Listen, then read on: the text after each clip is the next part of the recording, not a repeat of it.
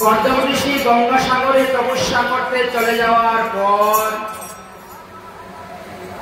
দেবহূতি দেবী আসলেন এবং কপিল ভগবানকে দণ্ডবত প্রণাম করলেন। প্রণাম করে বলছেন, হে পুত্র, তুমি ভগবানের অংশ অবতার। তোমার পিতার তপস্যায় সন্তুষ্ট হয়ে তুমি আমাদের পুত্ররূপে জন্মগ্রহণ করেছ।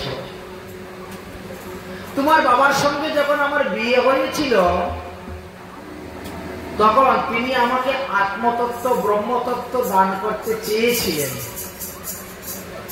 কিন্তু আমি সেই আত্মতত্ত্ব ব্রহ্মতত্ত্ব গ্রহণ করতে রাজি হলাম না। আমি বললাম কি, পুত্রতত্ত্ব আমাকে দাও। কারণ পুত্রতত্ত্ব দিতে গিয়ে দেখো তোমাদের 9টা ভুল হলো জন্ম, আর তারপরে হলো তোমার জন্ম। এখন এই 9টি কন্যার বাড়িতে ঘুরতে ঘুরতে তো আমার সারা জীবন চলে যাচ্ছে, নাতি পুতি সেবা যত্ন করতে করতে। বয়স তো দিন দিন চলে যাচ্ছে, সাধন ভজন তো হচ্ছে না। এমন মায়ার মধ্যে জড়িয়ে পড়েছি, এই মায়া থেকে উত্তীর্ণ হওয়ার কোনো উপায়ই খুঁজে পাচ্ছি না। তো তুমি তো ভগবান, তুমি তো জগতে সাংখ্য শাস্ত্র প্রচার করার জন্য আসছো, কপিল গীতা প্রচার করার জন্য। যে তোমার এই গীতার মধ্যে কি তত্ত্ব কথা লেখা আছে আগে একটু আমাকে শোনাও, যে কথা শুনলে পরে আমার সমস্ত কামনা বাসনা দূর হয়ে যায়। এরকম কিছু তত্ত্ব কথা তুমি আমাকে শোনাও। ভগবান কপিল দেব বলছেন, মাগো, আমাদের মনই হলো বন্ধনের কারণ, আর মনই হলো মুক্তির কারণ। এই মন আপনাকে স্বর্গে নিয়ে যেতে হবে, আর এই মন আপনাকে নরকের মধ্যে ডুবিয়ে রাখবে। অতএব সবার আগে মনকে আমাদের কন্ট্রোলে আনতে হবে, নিজের বশে আনতে হবে মনকে। তো মনকে শুধু শুধু আনা যায় না। আমাদের কিছু লোক বলে না, মন শুদ্ধ হলে সব শুদ্ধ। এদিকে মদ খাচ্ছে, আবার এদিকে বলছে মন শুদ্ধ হলে সব শুদ্ধ। আচ্ছা, মদ খাইলে তোমার মন শুদ্ধ হইল, মুখ শুদ্ধ হইল? মুখ শুদ্ধ করতে গেলে তো আগে আহার শুদ্ধ করতে হবে। আগে আহার শুদ্ধ হবে। আচ্ছা, আপনি যদি আগুনের মধ্যে কতগুলো পলিথিন দেন, তো আগুনটি কিসের গন্ধ বেরোবে? পলিথিনের গন্ধই তো বেরোবে। আর আগুনের মধ্যে যদি কতগুলো কর্পুল দেন, তাহলে কর্পুলের গন্ধ বেরোবে। তো আমাদের পেটের ভিতরে তো জঠরাগ্নি আছে, আগুন আছে, ওখানে যেরকম জিনিস দিবেন সেই রকম গন্ধ বেরোয়। অনেকে শরীর থেকে দেখবেন মাছের গন্ধ বেরোয়, মাংসের গন্ধ বেরোয়, পেঁয়াজ রসুনের গন্ধ বেরোয়। যে মৎস্যগন্ধের নাম শুনেছেন না? মাছের গন্ধ বেরোয়। হ্যাঁ, ঢেকুরের সঙ্গে গন্ধ বেরোবে, কথা বলার সঙ্গে গন্ধ বেরোবে। কোন মদকুরের কাছে যাই দেখবে না, ও কথা বলতে মদের গন্ধ বেরোবে। যে ধূমপান করে, বিড়ি সিগারেট খায়, সে কথা বলার সময় বিড়ি সিগারেটের গন্ধ বেরোবে। কারণ পেটের মধ্যে যত রকমের যা দিবেন সেই গন্ধই বেরোবে। তো মনকে শুদ্ধ করতে গেলে আগে আহারকে শুদ্ধ করতে হবে। আপনি যখন আহারকে শুদ্ধ করবেন, তখন আস্তে আস্তে দেহ শুদ্ধ হইতে শুরু হবে। আপনার পঞ্চ জ্ঞানেন্দ্রিয়, পঞ্চ কর্মেন্দ্রিয় শুদ্ধ হয়ে যাবে। মন শুদ্ধ হইতে গেলে আগে বুদ্ধিকে শুদ্ধ করো। বুদ্ধিটা তোমার খারাপ, তুমি আকাম কুকাম করে ঘুরে বেড়াচ্ছ, আজে বাজে দ্রব্য খেয়ে যাচ্ছ, বুদ্ধির দ্বারা তাকে কন্ট্রোলে আনতে পারছো না। তার মনটা শুদ্ধ হবে কেমন করে? মন শুদ্ধ করতে গেলে তো অনেকগুলো প্রক্রিয়া আছে। এই জন্য বলছেন আহার শুদ্ধ হলে সত্তা শুদ্ধ হবে, সত্তা শুদ্ধ হলে ইন্দ্রিয় শুদ্ধ হবে, ইন্দ্রিয় শুদ্ধ হলে বুদ্ধি শুদ্ধ হবে, আর বুদ্ধি শুদ্ধ হলে পরে গিয়ে মন শুদ্ধ হবে। আর এই মনই হলো আমাদের বন্ধনের কারণ, আর মন হলো মুক্তির কারণ। এই মনকে যদি সংসারের দিকে লাগাও, ছেলে মেয়ে স্ত্রী পুত্র নাতি পুত্রী আত্মীয় স্বজন মিষ্টি কুটুম্বের সেবায় লাগিয়ে দাও, বন্ধনের কারণ। নাতিপুতি চিন্তা করতে করতে মারা যাবেন, আবার পরজন্মে এসে নাতিপুতির ঘরে জন্ম নিতে হবে। আর যদি মনকে ঈশ্বরের চরণে লাগিয়ে দাও, হরিচরণে লাগিয়ে দাও, তাহলে হরিপদ লাভ হয়ে যাবে। তারা মনটাই তো আসল। অতএব মনকে নিজের বশে আনতে হবে। মেয়ে বিয়ে দিয়ে দিয়েছি, মেয়ে দায়িত্ব শেষ, তারপরে তুমি সেই দায়িত্ব মাথায় নেও কেন? যে মেয়েকে গোত্র ছিন্ন করে চলে গেল, আগে ছিল অমুক গোত্র, এখন মেয়ে হয়ে গেছে অমুক গোত্র, স্বামীর গোত্র হয়ে গেছে। যে আমার বংশকে ছিন্ন করে, আমার গোত্রকে ছিন্ন করে চলে গেছে। গোত্রে থাকলে তো মরলে পরে 10 দিন ওষুধ মানত, গোত্র ছিনলে চলে গেছে, এখন 3 দিন মানে। তো তার পিছনে কেন আমি মরতে যাচ্ছি? সে যদি বৈষ্ণব আছে, যা তার সেবা করতে পারে, বৈষ্ণব জ্ঞান। ছেলে মেয়ে আত্মীয় স্বজন মিষ্টি কুটুম্ব যদি বৈষ্ণব হন, বৈষ্ণব জ্ঞানে তাদের সেবা করা যায়। কিন্তু অবৈষ্ণবের সেবা করে তো লাভ নেই। না, তারা আমাদের কাছে আসে না, ডাকলেই আসে। আমরা আমাদের কোনো আপদ বিপদ পড়লে ডাকলেই তারা দৌড়ে আসে, তো তাদের সেবা তো করবই। ডাকলে তো আসে, তারা তোমাদের কাছে আসে। তারা যতটা কাছে, তার থেকে আরো কাছের বস্তু তো হলেন ভগবান। ভগবান তো আপনার হৃদয়ের মধ্যেই বসে আছেন। তো যে আপনার হৃদয়ের মধ্যে বসে আছেন, আপনি তো আহার করে ঘুমিয়ে পড়ে গেছেন, আর উনি আপনার খাবারগুলাকে হজম করে দিচ্ছেন। কত বড় কাজ করতেছেন। তাকে তো ডাকো, তাকে না ডেকে তো দিনের মনে ডাকতে যাচ্ছে কেন? তাই বলছেন মন হলো বন্ধনের কারণ, আর মন হলো মুক্তির কারণ। অতএব মনকে হরিচরণের মধ্যে লাগাও। সংসার কি লোক কি आशा न किया करो, यहाँ कोई नहीं अपना, प्रभु नाम जपा करना। यहाँ कोई नहीं अपना, प्रभु नाम जपा। জীবনটা লাগাও দুদিকে। সংসার কি লোক কি, দুই দিকে দুইটা লাগাও। সংসার কি লোক কি, आशा न किया करना, यहाँ कोई नहीं अपना,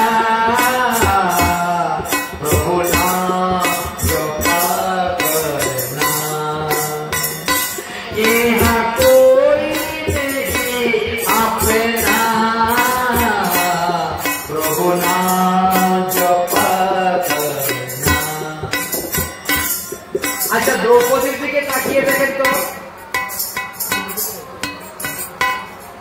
দ্রৌপদী তখন ঋতু রজস্বলা অবস্থায় ছিলেন, এক কাপড় পরে।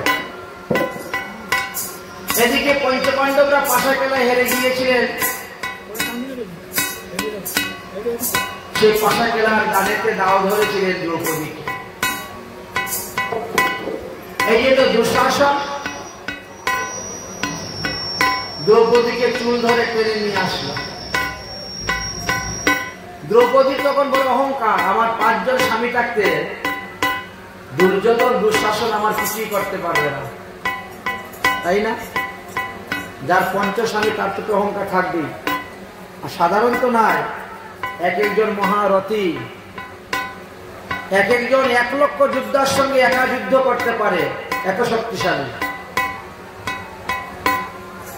কিন্তু পঞ্চপাণ্ডবরা যে পাশা খেলায় হেরে গেছে, দ্রৌপদী যাদের আশা করলো তারা দ্রৌপদীকে রক্ষা করলেন না। দ্রৌপদী চিন্তা করলেন তাহলে পিতামহ ভীষ্ম তো আমাকে রক্ষা করবেন, আমি কুলবধূ।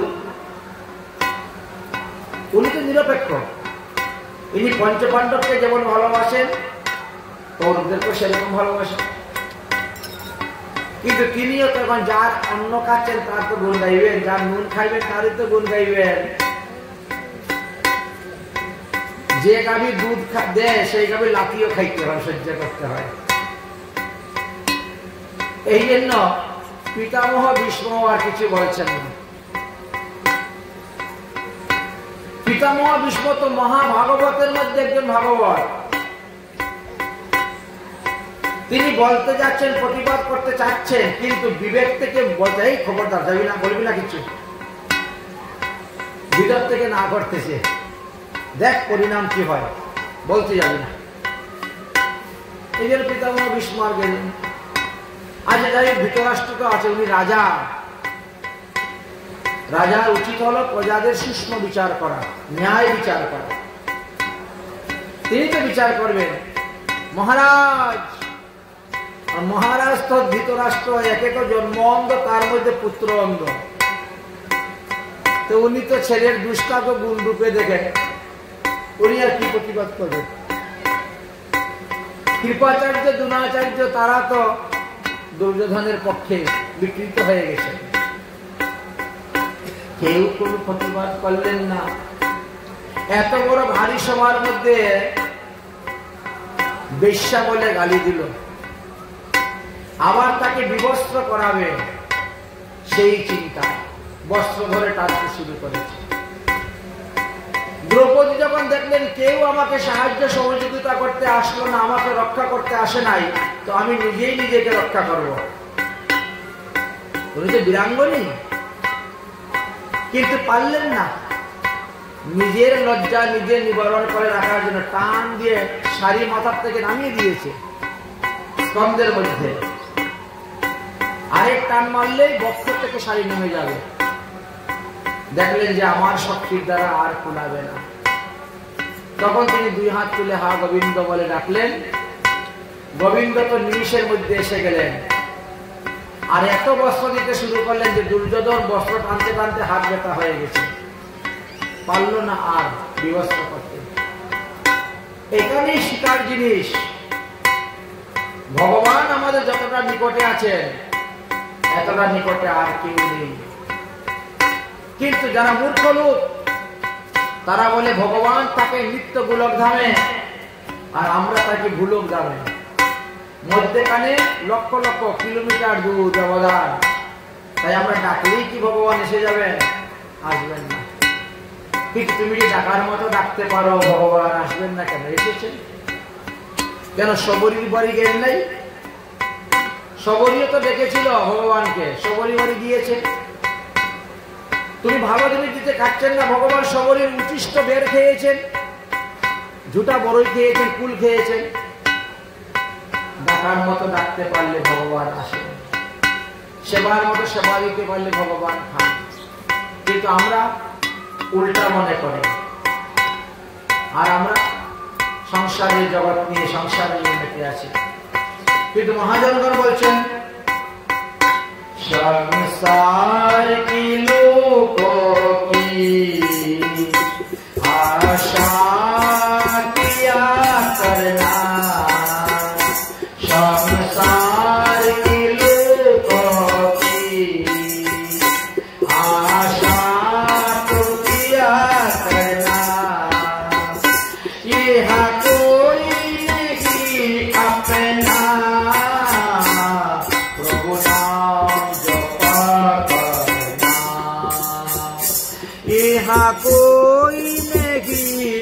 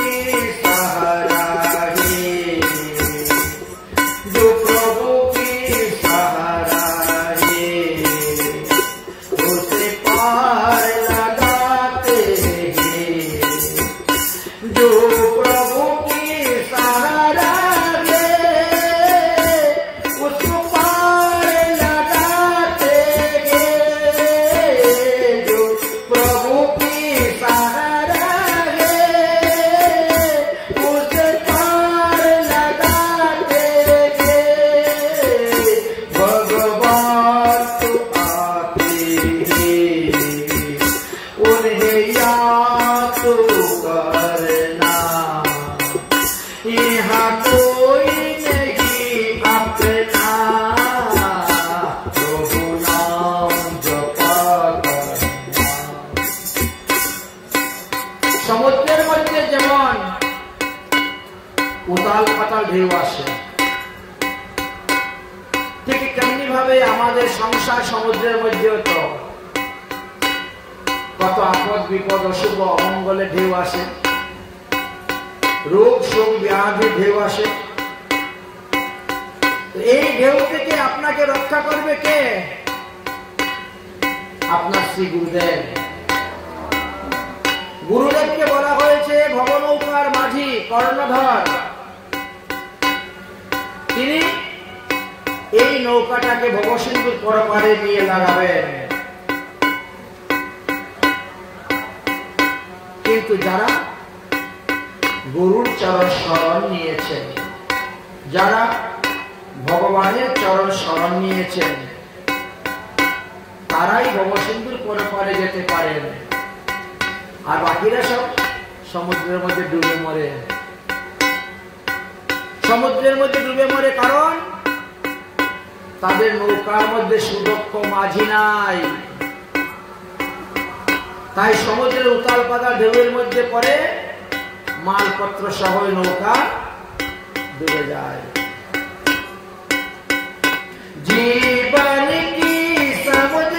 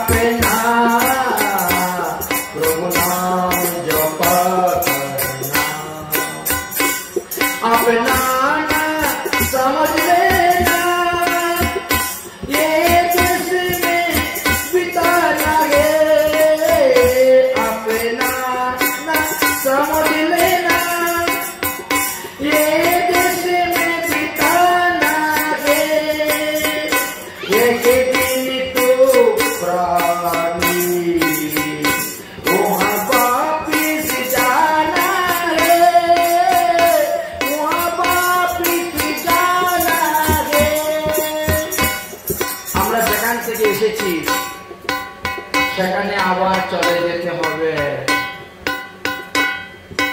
রিটার্ন টিকিট করে আমরা এসেছি দুনিয়ায়, সময় হয়ে যাইতে হবে, যাওয়া ছাড়া নাই উপায়। তাই তো শাস্ত্রে বলেছেন জন্মস্বহি ধ্রুবমৃতম। আমরা যারা মাতৃগর্ভে জন্মগ্রহণ করেছি আমরা কেউ অমর নয়, সময় হলেই আমাদের যেতে হবে। কিন্তু কার সময় যে কখন আসবে এটা তো আমরা জানি না। তাই আগের থেকে তৈরি থাকতে হবে, প্রস্তুত থাকতে হবে যাওয়ার জন্য। আপনি মারা যাওয়ার পরে লোক আপনাকে গঙ্গার জলে স্নান করাবে, কপালে তিলক দিবে, গলায় তুলসীর মালা দিবে কেন? আগের থেকেই আমি মালা তিলক তুলসী ধারণ করে তৈরি হয়ে থাকবো। আসুন যমরাজ আর আসুন বিষ্ণুদূত, যেই আসুন আমি তৈরি আছি যাওয়ার জন্য। তাই বলছে আপনা না সমঝ লেনা ये जैसे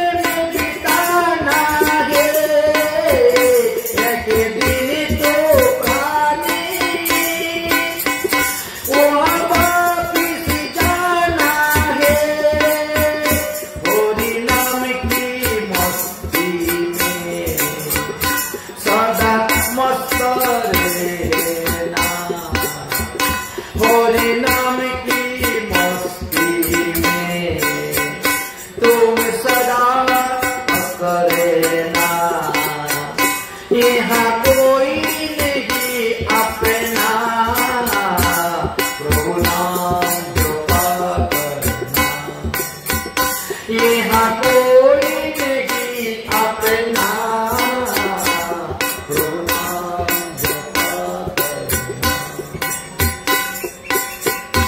এই জন্য ভগবানের নাম সবসময় জপ করতে হবে। এই জগতের মানুষের নাম জপ করে লাভ নেই। অনেকে ছেলে মেয়েদের নাম রাখে কি জন্টু, মন্টু, পিন্টু, রিন্টু, ও সারাদিন এদের নাম জপ করে, লাভ নেই। ছেলে মেয়েদের নাম রাখতে হবে গোবিন্দ, মাধব, কেশব, দামোদর। মেয়েদের নাম রাখতে হবে রাধা, ললিতা, লতা, বিশাখা ইত্যাদি। এমন সকল শব্দের নাম রাখতে হবে যা উচ্চারণ করলে আমার নামাবাস হয়ে যায়, নামাবাসের ফল পাওয়া যায়। অজানির কাহা সাক্ষী আছে, হরি নাম কি মস্তি সদা মস্ত রহে না, হরি নামের মস্তি में সর্বদা মস্তি থাকেন। यहाँ कोई नहीं अपना, प्रभु नाम जपा करना, यहाँ कोई नहीं अपना, प्रभु नाम जपा करना। ओ जीव दुखी ना हो, प्रभु तुमसे दूर नहीं, बके काजो को होना, प्रभु तुमसे मंजूर नहीं। অনেকে মনে করে ভগবানকে ডাকলে, ভগবানের আরাধনা করলে বেশি দুঃখ আসে, বেশি কষ্ট আসে, আর দেবদেবীর উপাসনা করলে সুখ পাওয়া যায়, সম্পদ পাওয়া যায়। তাই মানুষ বিষ্ণু পূজা ছেড়ে দিয়ে দেবদেবীর পূজা করে। কিন্তু একটা হলো ক্ষণস্থায়ী আর একটা হলো স্থায়ী ফল, দুটো সম্পূর্ণ আলাদা। ভগবানের পূজার দ্বারা ভগবত ধামে যারা যাবে তাদেরকে আর পুনরায় ফিরে আসতে হবে না পৃথিবীতে।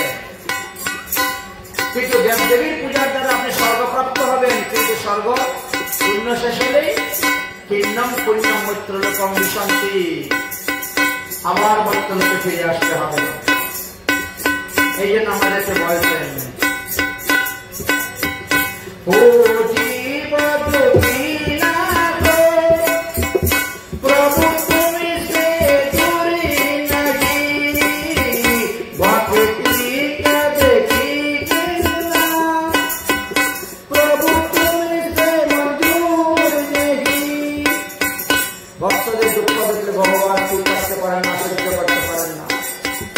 ভক্তদের দুঃখকে দূর করার জন্য তিনি আসেন। भगवान को भजन कर ले, उनके पूजा तू कर लेना, भगवान की भजन कर ले, उनकी पूजा तू कर लेना, यहाँ कोई नहीं अपना, यहाँ कोई नहीं अपना,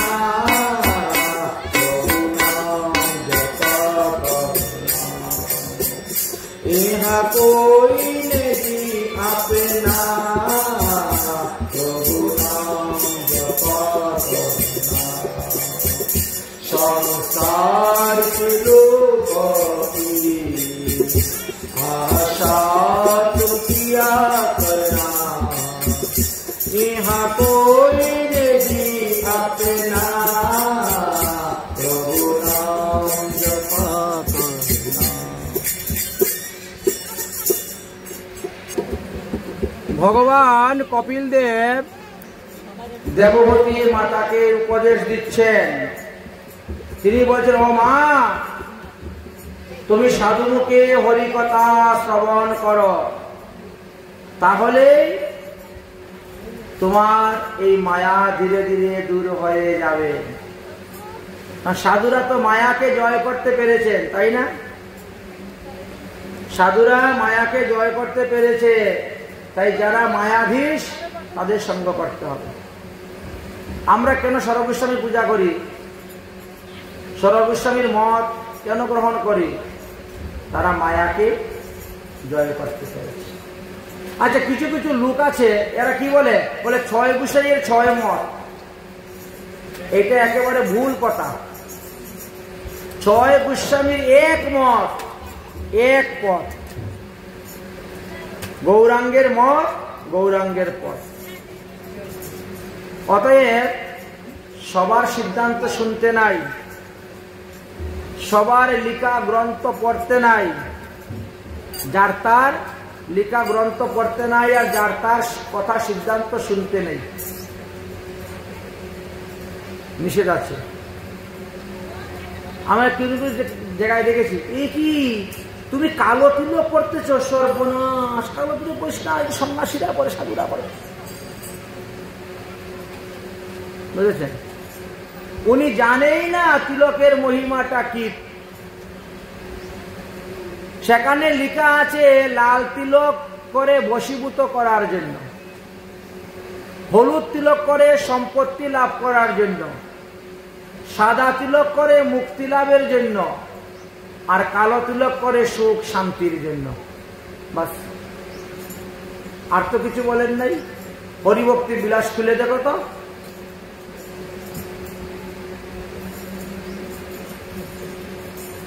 কি সুন্দর একজনকে বলছে, তুমি কালো তিলক করো, এই জন্যই তোমার এত আপদ বিপদ, মরে যাবে, মরে যাবে, কালো তিলক করিস না। আমি বলি, এমন কথা কোথায় লেখা আছে? আমাদের তো মধ্যস্থ ভাগবত পুরাণ, যাই হোক, হরিভক্তি বিলাস তো দিয়ে গেছেন আমাদেরকে, লেখা তো নেই। আবার কেউ আছে, খবরদার এই আঙ্গুলটি তিলক করিস না, এটা তর্জনী আঙ্গুল, এটা কোনো কাজে লাগে না। শাস্ত্রই জানে না, জ্ঞান দিতে চলে এসছে। শাস্ত্রে বলছে এই আঙ্গুলে যারা তিলক করে এদের মুক্তি লাভ হয়, তিলকের ক্ষেত্রে এই তর্জনী আঙ্গুল ব্যবহার করা যাবে। হ্যাঁ, এই তর্জনী আঙ্গুল দিয়ে যারা তিলক করে তারা মুক্তি লাভ করতে পারবে। এই মধ্যম আঙ্গুল দিয়ে যারা তিলক করবে এদের আয়ু বৃদ্ধি হইবে। আয়ু, যাদের আয়ু কমে গেছে, ওই মহামৃত্যুঞ্জয় মন্ত্র জপ করে আপনি যে ফল পাবেন, ওই আঙ্গুলি তিলক করলে সেই ফল পেয়ে যাবেন। এর নাম কি? অনামিকা আঙ্গুল।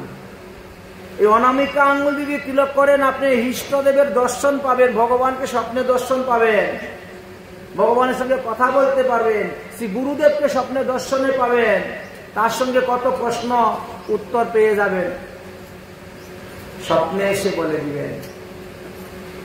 আর এটা হলো পুষ্টি মার্গের ভজন। এই বৃদ্ধাঙ্গুলি তিলক করলে পুষ্টি বৃদ্ধি হয়। দেখেন না কত নাদিস নাদিস হয়ে গেছি। তাহলে 4 আঙ্গুলে তিলক করা যায়, 4 রঙের মাটি দিয়ে তিলক করা যায়, বাস সিদ্ধান্ত শেষ। জানবেন কোথার থেকে? সাধু সঙ্গ করে, সৎসঙ্গ করে। এই জন্য স্বজাতীয় সাধু সঙ্গ কথা বলেছেন, স্বজাতীয় সাধুর সঙ্গ করতে হবে।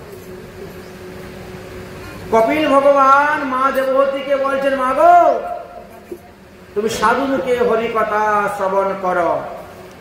শতাং প্রসঙ্গাত মম বীর্য সংবিদ ভবন্তি হৃদিকর্ণ রসায়নম কথা। শতাং প্রসঙ্গাত মম বীর্য সংবিদ। সাধুর মুখ হইতে ভগবানের লীলা কথা শ্রবণ করো, তাহলে তোমার এই সংসার বন্ধন নাশ হইবে। একটা বালিশ দেও,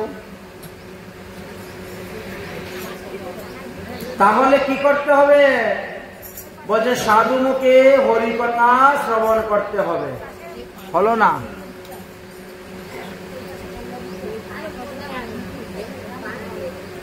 সাধু মুখে হরিকথা শ্রবণ করুন, তাহলে আপনি বুঝতে পারেন। এখন দেবহূতি বলছেন, সাধু মুখে হরিকথা শ্রবণ করার সময় আমার কোথায়? একা বাড়ি ঘরে নিয়ে আছি, আর আমি গেলেই যে সাধুরা হরিকথা আরম্ভ করে দিবে এমন তো নয়। আর হরিকথা একবার আরম্ভ হইলে তো চলছেই চলছে। সাধুদের শাস্ত্র জ্ঞান খুব আছে, কিন্তু কাণ্ড জ্ঞান নাই। ঘড়ি দেখে হরিকথা বলে না, চলছেই হরিকথা, চলছেই হরিকথা, না শেষ হলে উঠেও আসতে পারি না। ওটা আমার দ্বারা ওই সাধু মুখে হরিকথা শ্রবণ করা হবে না। সাধুরা যে সমস্ত গ্রন্থ পাঠ করেন ওইগুলো বাজার থেকে কিনে এনে আমাকে দিয়ে দাও, বাজার থেকে কিনে এনে আমাকে দিয়ে দাও, আমি ঘরে বসে বসে পাঠ করব। এতেই প্রেম ভক্তি লাভ হয়ে যাবে, আমি সংসার বন্ধন থেকে মুক্ত হয়ে হরিনামে চলে যাব। কপিল ভগবান বলছেন হবে না, হবে না। ঘরে বসে নিজে নিজে আপনা আপনি গ্রন্থ করে প্রেম ভক্তি লাভ করে হরিপদ লাভ করা বড় মুশকিল, হবে না। কেন হবে না? সাধুরা তো গ্রন্থ দেখেই করে, গ্রন্থ দেখেই তো বলে। আমি তো সেই গ্রন্থ দেখেই পড়বো, গ্রন্থ দেখেই বলবো, তাহলে আমার হবে না কেন? ভগবান বলছে সাধু মুখে হরিকথার একটা আলাদা মাহাত্ম্যই আছে। আচ্ছা শুনো, একটা গল্প বলি। একটা বীজ থেকে চারা গজাইতে হলে কি কি উপাদান লাগে? মাটি লাগে, জল লাগে, সূর্যের আলো লাগে, বাতাস লাগে, উর্বরতা শক্তি লাগে। তাহলে এই পাঁচটা বস্তু যেখানে আছে সেখানে বীজ থেকে চারা গজায়। তাই যদি হইতো বট গাছের নিচে বটের চারা দেখা যায় না কেন? বট গাছের নিচে তো মাটি আছে, বৃষ্টির জলও দাঁড়ায়, সূর্যের আলোও পড়ে, বাতাসও বয়, জৈব সারও আছে। তো পাঁচটা উপাদান থাকা সত্ত্বেও বট গাছের নিচে তো বটের চারা দেখা যায় না। বটের চারা কোথায় দেখতে পাওয়া যায়? বটের চারা কোথায় দেখতে পাওয়া যায়? ওই দেখেন খেজুর গাছের উপরে বট গাছের চারাটা দেখেছেন? এই দুইটা হলো মহাশত্রু, এই দুইটা খুলো, তখন বসবে। চাক্কা থাকলে বসে?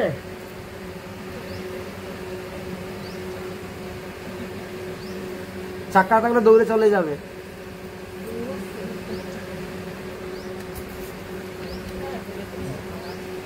এইবার দেখো, এখন আর দৌড়বে না, এখন আর দৌড়ার রাস্তা নাই।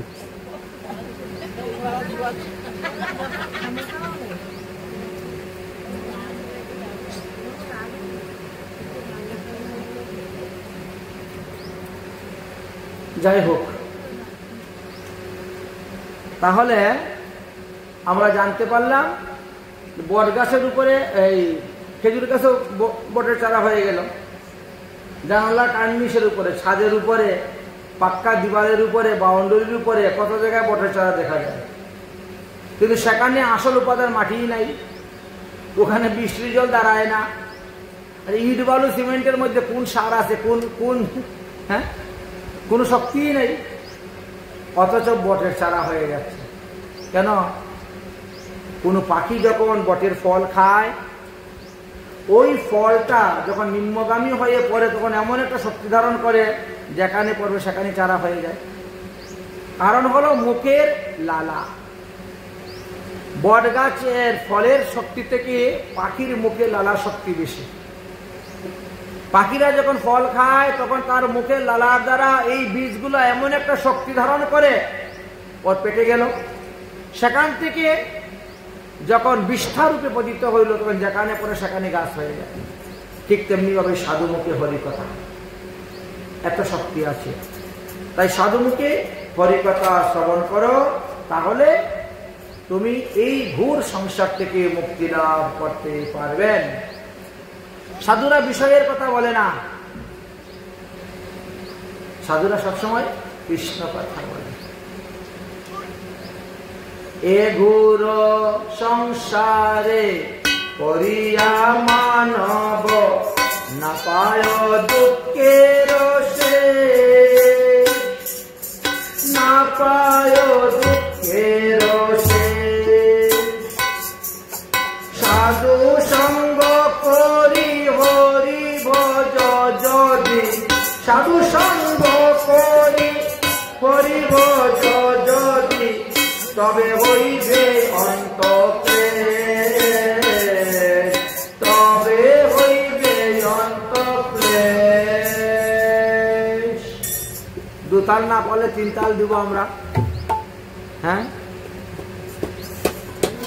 এ ঘোর সংসারে করিয়া মানব, এ ঘোর সংসারে করিয়া মানব, না পায় দুঃখের শেষ, না পায় দুঃখের শেষ, সাধু সঙ্গ করি হরিব যদি, সাধু সঙ্গ করি হরিব যদি, তবে হইবে অন্তঃক্লেশ তোমার, তবে হইবে অন্তঃক্লেশ।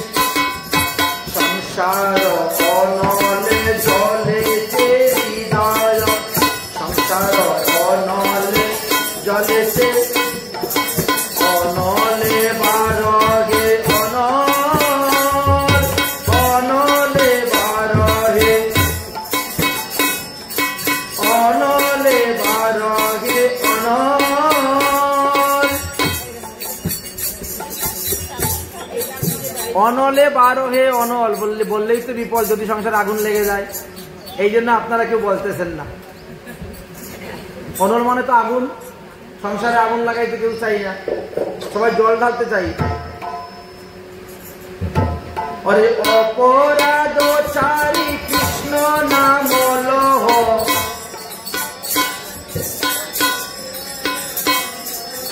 অপরাধ চারি কৃষ্ণ নাম লহ,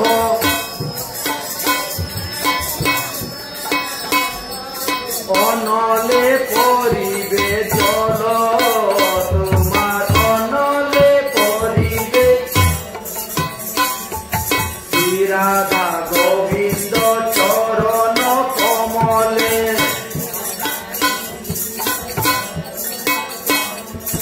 আশ্রয় লইল যে,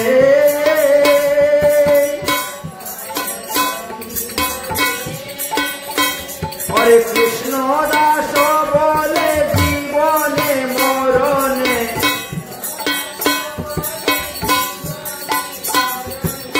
আমার আশ্রয় সে, আমার। তাই এই ঘোর সংসার থেকে যদি মুক্তি লাভ করতে চাও, তাহলে হরিভজন করো, সাধুসঙ্গ করো, সৎসঙ্গ করো। আচ্ছা, ওটা আমাকে দিয়ে দেন, এটা তোমরা নিয়ে যাও। তাহলে যদি তোমাদের ওইগুলো না বাজে তো ওইটা আমাকে দিয়ে দাও, এটা তোমরা নিয়ে যাও।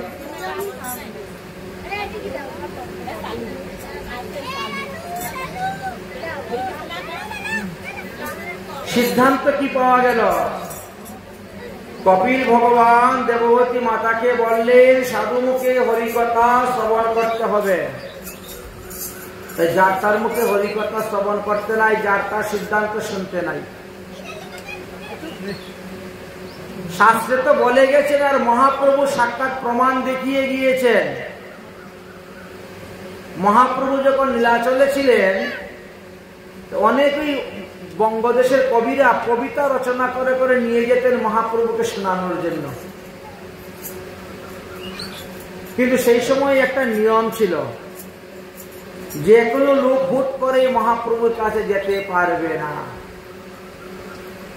কেউ যদি কিছু লিখে দেখাইতে হয়, আগে স্বরূপ দামোদরকে দেখাইতে হবে। স্বরূপ দামোদর ওটা দেখবেন, পড়বেন, বুঝবেন। যদি দেখেন হ্যাঁ এটা ঠিক আছে, তবে যাও মহাপ্রভুর কাছে নিয়ে যাও। ওখান থেকে আগে বিলটা পাস করতে হবে, না হলে হটাও হটাও, ওটা চলবে না। কারণ সিদ্ধান্ত বিরুদ্ধ যদি হয়, যদি রসাবাস হয়, তাহলে সেই বাক্য, সেই কবিতা মহাপ্রভু শুনলে পরে আরো রেগে যাবেন, আর ক্রোধ আসবে।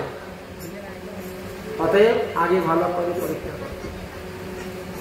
তো অনেকেই বঙ্গবাসী কবিরা অনেক রচনা করতেন এবং নিয়ে যেতেন, কিন্তু ওখানে আগে পরীক্ষা হতো, তারপরে নিয়ে যেতেন।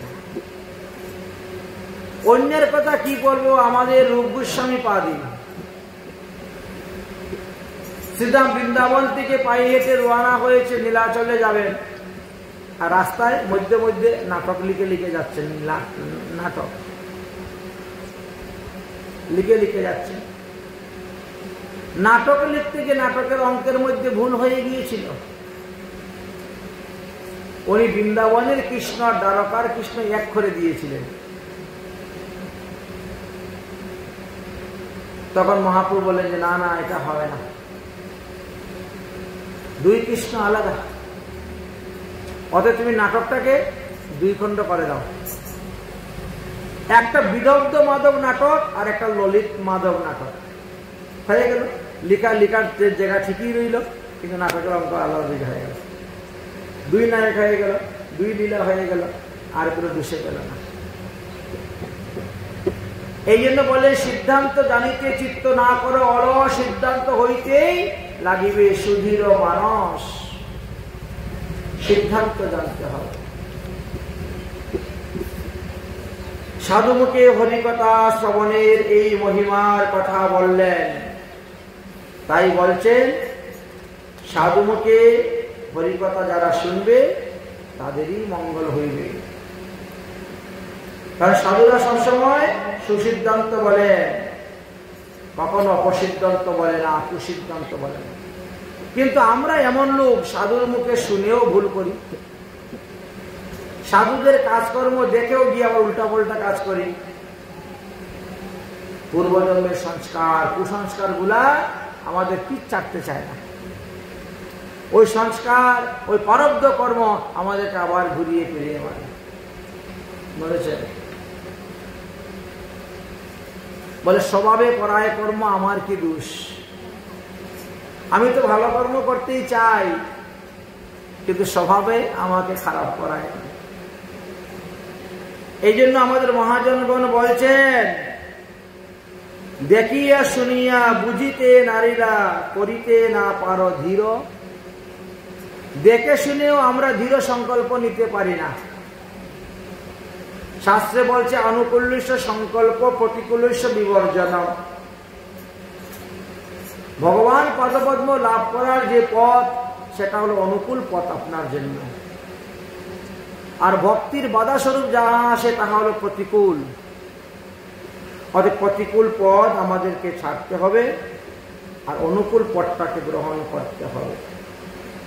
তো এটা তো মনে মনে বিচার করতে হবে। কিন্তু যাদের মন বধির হয়ে গেছে, মূর্খ হয়ে গেছে, মূঢ় হয়ে গেছে, অন্ধ হয়ে গেছে, সে ভালো মন্দ বিচার করার মতো কোনো শক্তি থাকে না, ক্ষমতা থাকে না। কোনটা সার কোনটা অসার এটা আমাদেরকে বিচার করতে হবে, আর সেটা বিচার করেই আমাদেরকে কাজ করতে হবে। কে সার অসার না করো বিচার, কেন তুমি করো কাজ। পরেরও কারণ শরীর খোয়াইলে আপনা করিতে কাজেতে বাদ। নিজের রাস্তার সম্বল আমরা তৈরি করি না, আর অন্যের রাস্তার সম্বল তৈরি করে দেওয়ার জন্য প্রস্তুত। ছেলে মেয়ের জন্য বাড়ি বানিয়ে দিব, গাড়ি বানিয়ে দিব, ব্যাংক ব্যালেন্স করে দিব, আর নিজে যে রাস্তা যাবো দুদিন পরে সেই হাত খালি হাত, সেই বাক্সের মধ্যে কিছুই নেই। এ জন এ ধন আপনার ভাবিছ, সে তোমার বুদ্ধির ভুল। তাই এখনো তখনো কখনো কি হবে না বুঝো আপনার মূল। কখন যে চলে যেতে হবে ঠিক নেই তো, তাই আগের থেকে যাওয়ার রাস্তা তৈরি করে। দেখো না জীবন কেবল পবন, একটা বায়ু তো আমাদের দেহের মধ্যে, ওটা বেরিয়ে গেল প্রাণবায়ু শেষ। দেখো না জীবন কেবল পবন, যাইতে কি আছে বাধা। ফুস করে চলে যাবে, কোনো বাধা আটকেই রাখতে পারবেন না। কিসের কারণে এত আরতি, খাটিয়া মরিয়াছ গাধা। আমরা সংসারের মধ্যে গাধার মতন কেটে যাচ্ছি। দিবস রজনী তীরে কোনা বিরাম, গণিচ করিচ কিবা রবির নন্দন আসিবে যখন, তবে কি উত্তর দিবা। রবিনন্দন বলতে যম। যম মহারাজ হলেন সূর্যদেবের পুত্র। তাই রবির নন্দন আসিবে যখন, যম যখন আসবে তখন তুমি কি দিবে উত্তর। আগের থেকেই তৈরি করে রাখো। এই বদন বরিয়া হরি হরি বল বসিয়া সাধুর সঙ্গে, সাধু সঙ্গে বসে হরিকথা শ্রবণ করতে হবে, হরিকথা কীর্তন করতে হবে, তবেই হবে। অবৈষ্ণবের মুখ থেকে হরিকথা শুনলে লাভ হয় না। শাস্ত্রে বলছেন অবৈষ্ণবস্য মুখাদ বিলম পুতং হরি কথামৃতম শ্রবণং নৈব কর্তব্য সর্প উচিষ্ট যথা পয়। অবৈষ্ণবের মুখ থেকে হরিকথা শুনলে কোনো লাভ হবে না। তাই হরিকথা যিনি পরিবেশন করবেন, ব্যাস আসনে যিনি বসবেন, তাকে শুদ্ধ সদাচারী সম্পূর্ণ প্রসাদ বুঝি বিষ্ণু মন্ত্রে দীক্ষিত বৈষ্ণব হওয়া চাই। অবৈষ্ণবস্য পণ্ডিতম সর্বশাস্ত্র সমন্বিতম বাক্যতস্য ন গৃহ্ণা শ্রীণীল হবি যথা। কোন পণ্ডিত সর্বশাস্ত্র বিশারদ, একেবারে গীতা ভাগবত মুখস্থ রামায়ণ, কিন্তু ইনি বিষ্ণু মন্ত্রে দীক্ষিত নয়, ইনি আমিষ দ্রব্যাদি সেবন করেন, এই নিন্দিত আশ্রমে বাস করেন বলে তারপরে তিনি যত গুণই থাকবো না কেন তথাপিও তার মুখ থেকে হরিকথা শ্রবণ করা নিষিদ্ধ, শাস্ত্রে বর্ণন করে গেছে, নিষিদ্ধ করে গিয়েছে। অবৈষ্ণবস্য পণ্ডিতস্য সর্বশাস্ত্র বিশারদ। তাহলে কার মুখে শুনতে হবে? কপিল ভগবান বললেন বৈষ্ণবের মুখে শুনতে হবে। শতাং প্রসঙ্গাত অবীর্য সংবিদ। সাধু মুখে হরিকথা শ্রবণ করলে কি হয়? বলে কানের রোগ ভালো হয়ে যায় আর হৃদয়ের রোগ ভালো হয়ে যায়। সাধু মুখে হরিকথা শ্রবণ করলে কানের রোগ আর হৃদয়ের ভালো হয়ে যেতে ডাক্তারবাবুরা কি করবে?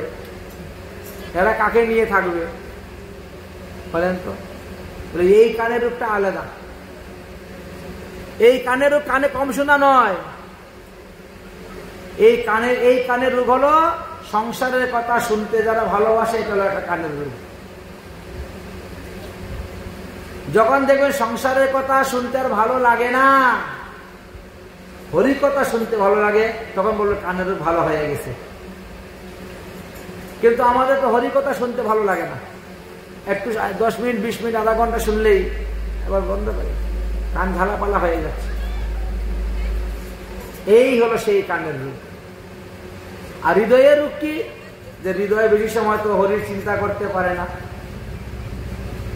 24 ঘন্টার মধ্যে 1 ঘন্টাও হৃদয় ভগবানের চিন্তা করতে পারে না, একটু ঘুমিয়ে পড়ে। অথচ সংসারে চিন্তা করতে কোনো অসুবিধা হয় না, 24 ঘন্টায় সংসারে চিন্তা করে যাচ্ছে হৃদয়। এটা হলো হৃদয়ের রোগ। এই কানের রোগ আর হৃদয়ের রোগের ঔষধ হচ্ছে সাধুদের কাছে টনিক দেয়, রাসায়নিক টনিক, এই হরিকথা। এই কথামৃত, হরিকথামৃত রাসায়নিক টনিকের মতো কাজ করবে। টনিক খেলে একটু তাড়াতাড়ি লাভ হয়, ট্যাবলেট ক্যাপসুল থেকে তাড়াতাড়ি কাজ করে, এই জন্য রাসায়নিক টনিক বলা হয়েছে এই হরিকথা। হৃদ কর্ণ রসায়নম কথা। হরিকথা শ্রবণ করলে হৃদয় আনন্দে নেচে উঠে, কর্ণ আদি ইন্দ্রিয় সব নেচে উঠে। তাই বলছেন তুমি তাই করো। দেবহতী মা বলছেন, আচ্ছা আমরা যে শুনি অষ্টাঙ্গ যুগ, এটি কি? বলে অনিমা লগিমা প্রাপ্ত কাম্যা আদি অষ্টসিদ্ধি আছে। এইগুলো যুগমার্গের দ্বারা সাধন ভোজন করে মানুষ, এগুলাকে কন্ট্রোল করে, তারপরে লোকে বিভিন্ন সিদ্ধি দেখাইয়ে থাকে। আজকালকে লোক তো চমৎকারকে নমস্কার করে, এই জন্য মানুষ একটু চমৎকারই দেখায়। তবে এর দ্বারা ভবনদী পার হওয়া যায় না। ভবনদী পার হতে গেলে শ্রীহরির চরণ ধ্যান করতে হবে, শ্রীহরির চরণ বন্দনা করতে হবে, শ্রীহরির প্রণাম করতে হবে, শ্রীহরির পূজা করতে হবে, হরিভঞ্জন করতে হবে। কারণ কলৌ তো কেবলা ভক্তি ব্রহ্ম সাযুজ্যকারিণী। এই কলিযুগে একমাত্র ভক্তি হলো শক্তি, আর ভক্তির দ্বারাই ভগবানকে পাওয়া যাবে। এখন ভক্তি মন্দিরে প্রবেশ করতে গেলে আমাদেরকে 9টা সিঁড়ি অতিক্রম করতে হবে। লক্ষণ ভক্তি যোগস্য নির্গুণানি বিরাদিতম 9টি সিঁড়ি অতিক্রম করলে পরেই আমরা ভক্তি রাজ্যে প্রবেশ করতে পারি। তাই 9টি সিঁড়ি অতিক্রম করার জন্য সাধু সঙ্গ করতে হবে, সদ্গুরু সঙ্গ করতে হবে, সদ্গুরুর আদেশ পালন করতে হবে। করে যদি হরিভজন করতে পারো তবেই তোমার কল্যাণ হবে। আচ্ছা, সাধুগুরু বৈষ্ণবরা তো আপনাকে ভবরোগ নিবারণের জন্য ঔষধ দেন। সাধুগুরু বৈষ্ণবরা ভবরোগ নিবারণের ঔষধ তাদের কাছে আছে, তারা দেন। দিয়ে কি বলেন, এইটা এতটা খাবে, ওইটা অতটা খাবে, ওইটা অতটা খাবে। ডাক্তারবাবুরা ভালো জানেন। এটা খালি পেটে খাবে সকালবেলা, এটা রাত্রে ঘুমাবার সময় খাবে দুধ দিয়ে, এই দুইটা দুপুরে খাওয়ার পরে, এটা সকালে বাল্যভোগে নাস্তার আগে। হোমিওপ্যাথিক তো আরো সমস্যা, এইটা 2 ফুটা, ওটা 4 ফুটা, ওটা 6 ফুটা, ওটা গরম জল দিয়ে, ওটা ঠান্ডা জল দিয়ে, ওটা এমনি জিব্বাই দিয়ে দিবে। অনুপাত আমাদের হরিভজনের কিন্তু অনুপাত আছে। এই মন্ত্রটা 10 বার জপ করবে, ওই মন্ত্র 27 বার জপ করবে, ওই মন্ত্র 108 বার জপ করবে, ওই মন্ত্র 3 বার জপ করবে। আছে কিন্তু অনুপাত কিন্তু আছে। ঔষধ যদি অনুপাত অনুসারে খাওয়া যায় তো রোগটা একটু তাড়াতাড়ি ভালো হয়ে যায়, তাই না? কিন্তু আর ঔষধের সঙ্গে আবার পথ্যও দেন ডাক্তারবাবুরা। বলে ঔষধে তো 4 আনা রোগ ভালো হয় রে, আর পথ্যতে 12 আনা রোগ ভালো হয়। এই জন্য ঔষধের সঙ্গে সঙ্গে কিন্তু পথ্য দেন, এইটা এটা খাবে, ওইটা ওইটা খাবে না। পথ্য দেন তো। আমার কিন্তু লম্বা লিস্ট আছে পথ্য। আমি তো অ্যালার্জির মানুষ। মিষ্টি কুমড় খাবে না, কলা খাবে না, পেঁপে খাবে না, কাঁকরুল খাবে না, টমেটো খাবে না, ভেন্ডি খাবে না, কচু জাতীয় কিছুই খাবে না।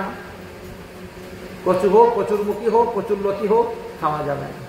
কচু শাক হোক, খাওয়া যাবে না। বুঝেছেন? যাই হোক, তো এগুলো হলো আমার জন্য ক্ষতিকারক। এটা হলো আমার রোগের জন্য, এগুলো কুপথ্য। আসলে তো কুপথ্য নয়, এগুলো সবই তো ভগবানের সেবায় লাগে, কিন্তু আমার রোগের জন্য এইগুলা কুপথ্য। তো ভবরোগের জন্য কিছু কুপথ্য আছে।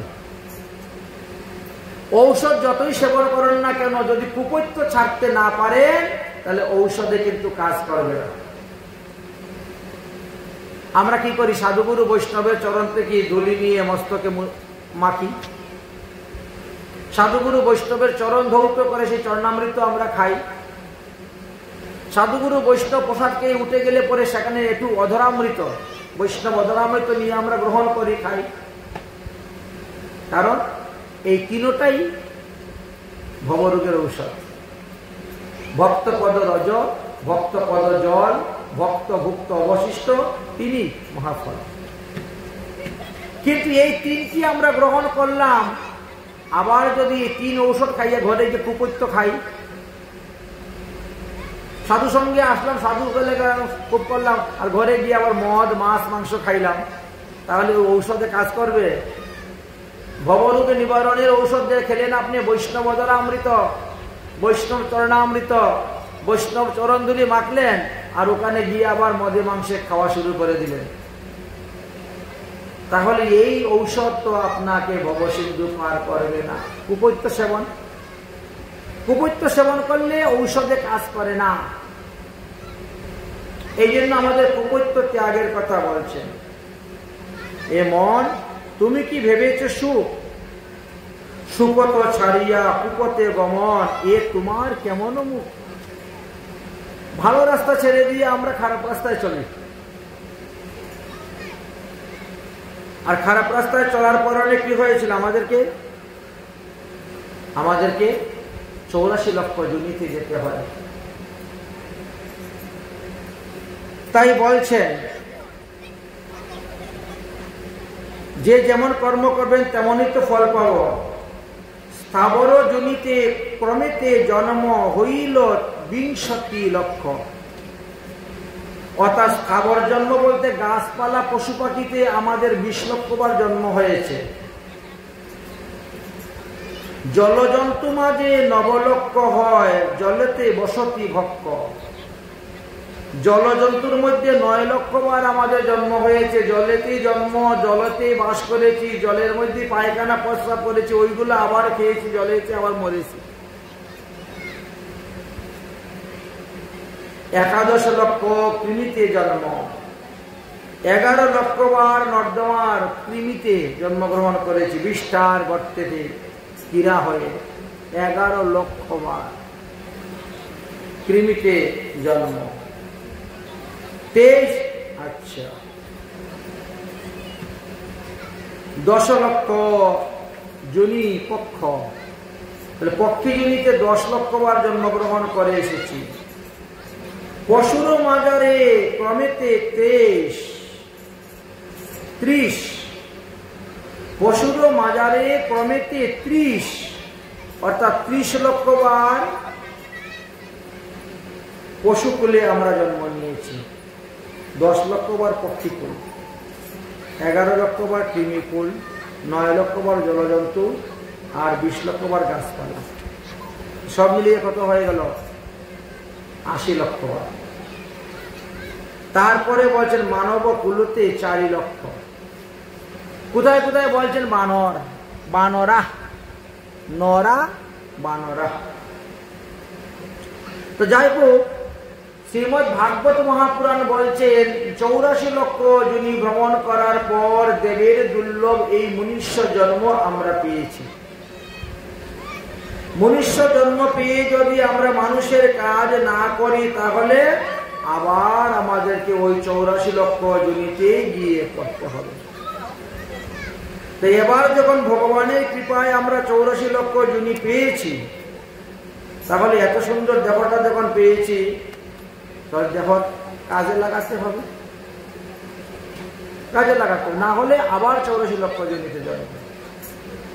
এই যে জীবের জন্ম বড় অদ্ভুত। ভগবান কপিল দেব তিনার মা দেবহূতিকে বলছেন, মা গো, আকাশ থেকে যেভাবে বৃষ্টি পতিত হয় ওইভাবে ওই মেঘের সঙ্গে জীবাত্মা গুলা পতিত হয় পৃথিবীতে। জীবাত্মা পৃথিবীতে পতিত হয়। ওই জীবাত্মা যখন কোনো খাদ্যশস্যের উপরে পড়ে, গাছপালা খাদ্যশস্যের উপরে পড়ে, তখন ওই গাছের যে শস্য, ওই শস্যের মুখে আশ্রয় করে জীবাত্মা। আশ্রয় করলেন। যখন আমরা খাদ্য গ্রহণ করি তখন খাদ্যের মাধ্যমে এই জীবাত্মা আমাদের দেহের মধ্যে প্রবেশ করলেন। প্রবেশ করে কি করে? তারা পুরুষের শুক্র কণাকে, কীটকে আশ্রয় করেন, এবং স্বামী স্ত্রী যখন মিলন হয় সেই মিলনের মাধ্যমে পুরুষের দেহ হইতে নারীর দেহতে প্রবেশ করেন এই জীবাত্মা। এবং এক রাত্রির মধ্যে স্ত্রীর সমস্ত রক্তের মধ্যে, সিন্ধুতের মধ্যে মিশে যায়। 5 রাত্রি পার হওয়ার পরে একটা বুদবুদ গোলাকার আকৃতি ধারণ করে। 10 রাত্রি অতিক্রম হওয়ার পর একটা বদরি ফল, কুল ফল যত বড় তত বড়, একটা গুটলির মতন রূপ ধারণ করেন। তারপরে এতে মাংস পেশি সৃষ্টি হয় এবং তাহাতে 1 মাস পরে ওই মাংস পেশি থেকে, গুটলি থেকে মাথা বেরোয়। 2 মাস পরে হাত পা বেরোয়। 3 মাস পরে লিঙ্গ, লুম, অস্থি, চর্ম, বা ছেলে হবে না মেয়ে হবে, চিহ্নাদি বেরোয়। 4 মাস পরে ত্বক, মাংস, রক্ত, মেদ, মজ্জা, অস্থি, শুক্র, এই সপ্ত ধাতু উৎপন্ন হয়। 5 মাস বয়স যখন হয়ে যায় তখন ওই সন্তানের ক্ষুধা লাগে, পিপাসা লাগে। এই জন্য 5 মাস কি করি? পঞ্চগব্য সেবন করানো হয়। মা যাহা খাইবে সেই রসে ছেলে খাচ্ছে বা মেয়ে খাচ্ছে, যে পেটের মধ্যে আছে সেই খাচ্ছে, তাই এই জন্য খাওয়ানো। 7 মাস বয়স যখন হলো, আচ্ছা মা তখন এই ক্ষুধা পিপাসা লেগে গেল, মা যা খাচ্ছে তাই খাচ্ছে। বললেন মা যদি অতিরিক্ত লবণ খায়, অতিরিক্ত ঝাল খায়, অতিরিক্ত তিতা খায়, অতিরিক্ত গরম জল খায়, ওই শিশুর শরীরে গিয়ে জ্বালা যন্ত্রণা হয়। 6 মাস বয়সে জরায়ুর দ্বারা বেষ্টিত হয়ে মায়ের এক কুক্ষির দিকে অবস্থান করে। আর একদিকে বিষ্ঠার গর্ত, আরেকদিকে মূত্রের গর্ত, আর 2 গর্তের মধ্যেখানে একটা জরায়ু, ওখানে তার জন্ম।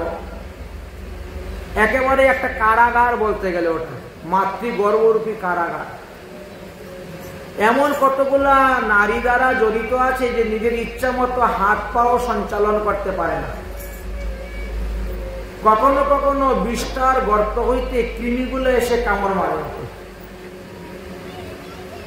প্রতিবাদ করতে পারে না, সরাতে পারে না, তখন কখনো অজ্ঞান হয়ে যায়, আবার জ্ঞান ফিরে পায়। তখন সেই জীব হয়ে যায় জাতিস্মর, মাতৃগর্ভে জাতিস্মর হয়ে যায়। আর জাতিস্মর হয়ে তিনি ভগবানকে ডাকতে শুরু করেন, হে ভগবান আমায় রক্ষা করো, আমায় রক্ষা করো, আমায় রক্ষা করো। আমি প্রতিজ্ঞা করে বলতেছি, এবার থেকে পৃথিবীতে গিয়ে আমি তোমারই ভজন করব, আর কারো ভজন করব না, তুমি আমাকে রক্ষা করো। ডাকার মতন ডাকে, জীব কাঁদে।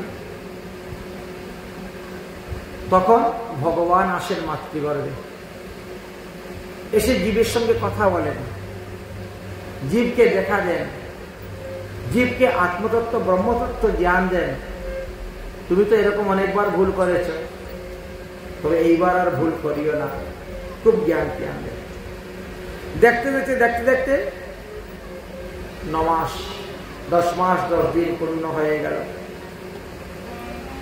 তখন ভগবানই তাকে গর্ভবায়ু প্রসবের ব্যবস্থা, এমন এক শক্তি গর্ভবায়ু, সেই গর্ভবায়ুর দ্বারা রক্তাক্ত কলেবরে ওই শিশুটা ভূমিতের মধ্যে পড়ে, মাটিতে পড়ে। আর 2 জায়গার আবহাওয়া তো 2 রকম, টেম্পারেচার আলাদা, মাতৃগর্ভে একরকম, পৃথিবীতে পড়লে আরেক রকম। এই জন্য জীব যখন মাতৃগর্ভে রক্তাক্ত ওই যে বায়ু বাতাসের চাপে অজ্ঞান হয়ে যায়, অজ্ঞান অবস্থাতেই পড়ে। কতক্ষণ, একটু পরে তার জ্ঞান ফিরল। জ্ঞান ফিরে ওই জীব কি করে, ওই ভগবানকে আর দেখতে পায় না, আর দেখতে না পাইয়ে সে কান্না শুরু করে দেয়, আহা সেই ভগবান আমার কোথায় গেলেন, এরা কারা, আমি কাদেরকে দেখতেছি, এত আমার সেই ভগবান নেই। আর এই জন্য জীব কান্না শুরু করে। কিন্তু আমরা বুঝতে পারি না যে জীব কেন কাঁদে,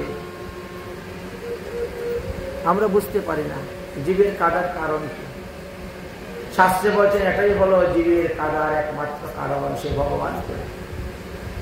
আর আমরা কি করি, কোন আদরের ছেলে কোলে নিয়ে তাকে মায়া মমতা ভালোবাসা দিয়ে তাকে ভুলিয়ে তাদের আমাদের মতন তাকে করে নেই। ভগবান তো তার জন্য শুদ্ধ আহার দিয়েছেন, মাতৃস্তনে দুগ্ধ দিয়ে পাঠিয়েছেন, আর আমরা তার শুদ্ধ দেহকে অশুদ্ধ করে দিই, মাছ মাংস পেঁয়াজ রসুন ডিম কত কিছু খাওয়াইয়ে পবিত্র দেহকে তার অপবিত্র করে দিই, আর তারপরে আবার দীক্ষা দেওয়াই আবার পবিত্র করাই। এই কথাই বলছেন এটা। তাহলে ভগবান কত বড় কারিগর চিন্তা করেন তো, তার কাছে কতগুলা ডাইস আছে, একজনের চেহারার সঙ্গে আরেকজনের চেহারার মিল নেই, কি সুন্দর রচনা করে দিয়েছে। তো যে ভগবান এত সুন্দর একটা দেহ আমাকে দিয়ে পাঠালেন, আমি যদি তার প্রশংসা না করি, তার গুণগান না করি, তার কাছে ঋণী হয়ে যাব। আজকাল তো লোক বড় বড় অট্টালিকা, আরে এটা কোন ইঞ্জিনিয়ার বানিয়েছে, এটা কোন মিস্ত্রি বানিয়েছে, তার প্রশংসা করা হয়। কিন্তু এই দেহ মন্দিরকে যিনি বানিয়েছেন তার প্রশংসা করা তো দরকার। মহাজনগণ বলছে, তুমি আজি বড় চা ভগবান খেলো না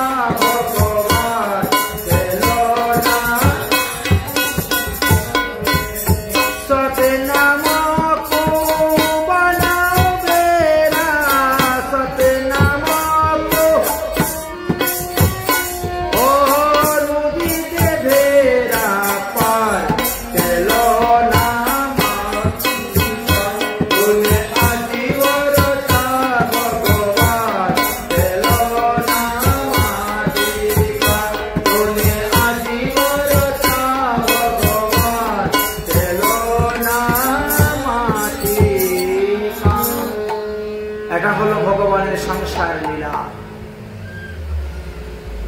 ভগবানের এক হলো নিত্যলীলা, আর এক হলো সংসার লীলা। তাই মাটি, জল, আকাশ, বায়ু আর আগুন, তৃতীয় তেজ মরুদ্ভূম, এই 5টি তত্ত্ব দিয়ে এই মনুষ্য দেবতা তৈরি করে দিয়ে পাঠিয়েছেন। মৃত্যুর পরে আবার এই পঞ্চভূতে গিয়ে লীন হয়ে যাবে। তাই চক্ষু দিয়ে ভগবানের রূপ দর্শন করো, কান দিয়ে ভগবানের লীলা কথা শ্রবণ করো, মুখ দিয়ে হরির গুণগান গাও, জিহ্বা দিয়ে হরির প্রসাদ আস্বাদন করো, আর হাত দিয়ে ভগবানের সেবা পূজা করো, চরণ দিয়ে ভগবানের কীর্তাদিতে দর্শন করো, লীলাস্থান। এইভাবে এক একটা ইন্দ্রিয়কে ভগবানের সেবাতে লাগিয়ে দাও। যদিও আমাদের ভজনের অঙ্গ 64 প্রকার আছে, তার মধ্যে প্রহ্লাদ মহাশয় আমাদেরকে 9টি ভজনের কথা বলে দিয়েছেন। শ্রবণম, কীর্তনম, বিষ্ণু স্মরণম, অর্চনম, বন্দনম, শক্র দাস্য আত্মা নিবেদনম। 9টি ভজনের কথা। মহারাজ অম্বরীশ এই 9টি ভজন করেছিলেন।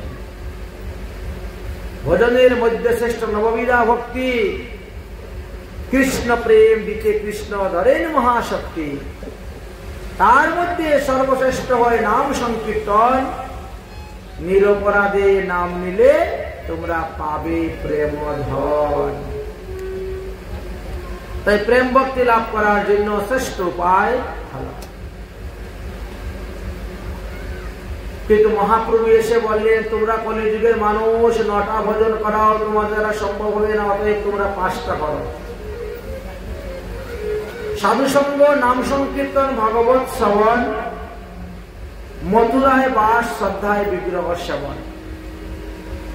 এই 5টি অঙ্গ ভজনের কথা মহাপ্রভু আমাদেরকে বর্ণন করে দিয়েছে। তাহলে এই জগতের মধ্যে যতগুলো সৃষ্টি করেছে, এই সমস্ত সৃষ্টির মধ্যে শ্রেষ্ঠ জীব কারা? বলে মানুষ, তাই না? এই পৃথিবীর মধ্যে কোটি কোটি প্রজাতির লোক আছে, কিন্তু শ্রেষ্ঠ হলো মানুষ। আচ্ছা, মানুষ শ্রেষ্ঠ হলো কেমন করে?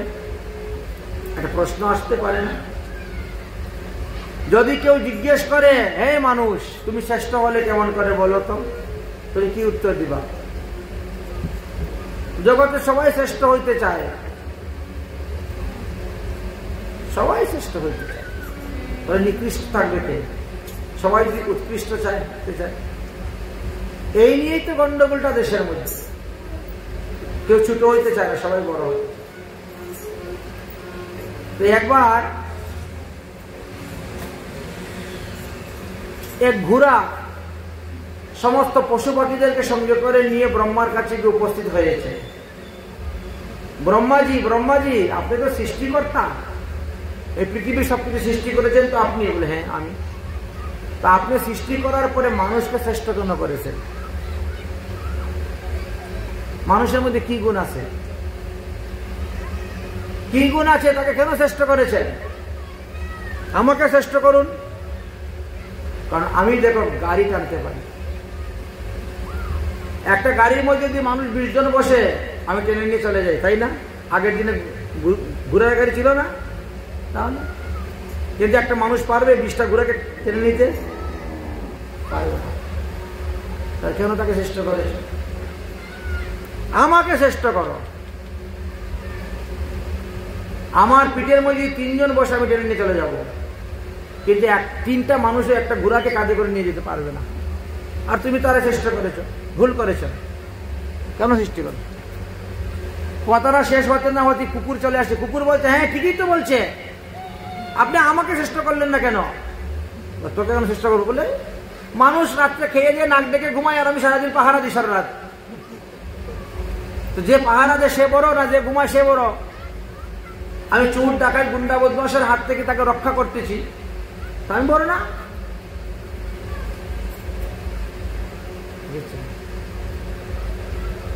ব্রহ্মা তখন চুপ করে যাচ্ছেন, কোনো উত্তর খুঁজে পাচ্ছেন না।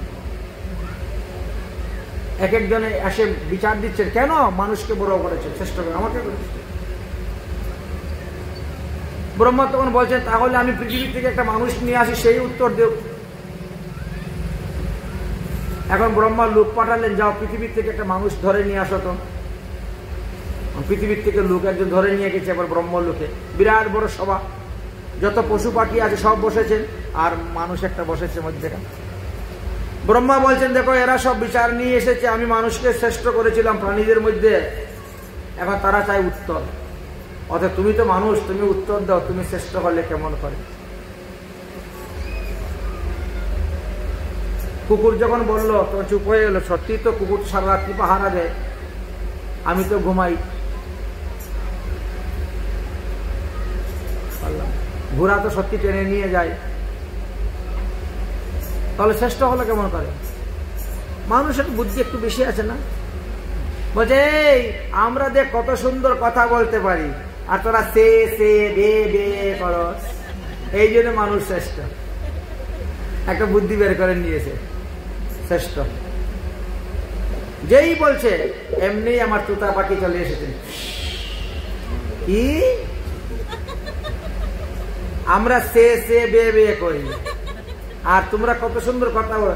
আরে যদি কেউ ভালো কথা বলে, বলে তুতা পাখির মতো কথা বলছে গো, দেখো বাচ্চাটা কি সুন্দর তুতা পাখির মতো কথা বলছে।